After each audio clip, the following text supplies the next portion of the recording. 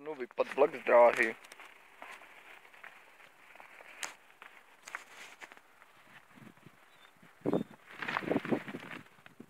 Ťuk.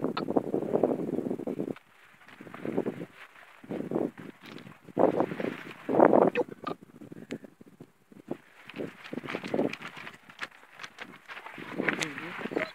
Ťuk, uražená matka. Vás tam dám taky. Vlk na kolejích.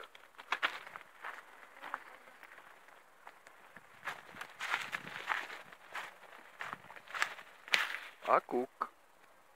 Jeřábovka. Trošičku zapomenutá jeřábovka. A ku podivu, to ještě na Kladně cikáni nerozebrali.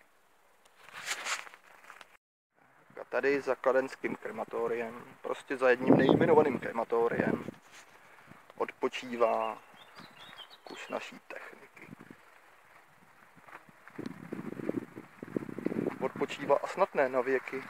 Pohřební Škoda 1203. Stojí tu už asi 10 let.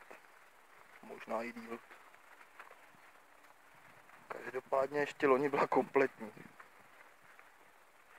Než si ji všim nějaký lotr. No, tak si ji snad všimne nějaký